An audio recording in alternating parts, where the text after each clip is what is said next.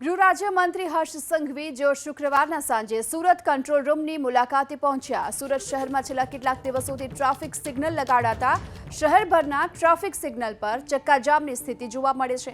આવી સ્થિતિમાં ટ્રાફિક અને કોર્પોરેશનની ટીમની કામગીરી પર અનેક સવાલ ઊભા થયા। એવામાં સંઘવીએ કંટ્રોલ રૂમની મુલાકાત કરી સ્થિતિની માહિતી મેળવી। ત્યારબાદ ટ્રાફિક સિગ્નલના સમયમાં ફેરફારનો પણ નિર્ણય કરાયો। તો સતત ટ્રાફિક નિયમોનો ભંગ કરનાર વાહન ચાલકોના લાયસન્સ રદ કરવાની પણ સૂચના આપી।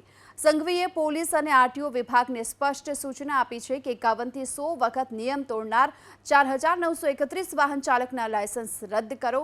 તો 1751 વાહન ચાલકો એવા છે કે જેને 101 થી પણ વધુ વખત ટ્રાફિક નિયમોનો ભંગ કરનાર વાહન ચાલકના પણ લાયસન્સ રદ કરવામાં આવે। અંતમાં ટ્રાફિક સિગ્નલોએ અનેક લોકોના જીવ બચાવ્યા છે, ત્યારે ટ્રાફિક નિયમોનું ચુસ્તપણે પાલન કરવા માટેની સૂચના આપી।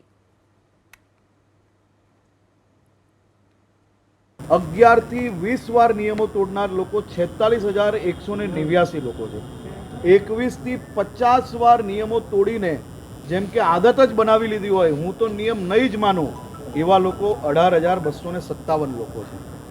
51 થી 100 વાર નિયમ તોડનાર લોકો 4931 લોકો છે।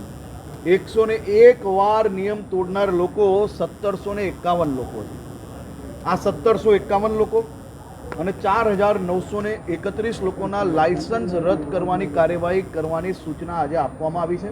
શહેરના અનેક લોકો, રાહદારી લોકો પર આ લોકો રિસ્ક બનીને વ્હીકલ ચલાવતા હોય એવા લોકોના લાયસન્સ રદ કરવામાં આવશે અને 101 વાર જે લોકોએ નિયમો તોડ્યા જે લોકોના બી લાયસન્સ 1751 લોકોની પ્રોસિજર ચાલુ કરવામાં આવશે।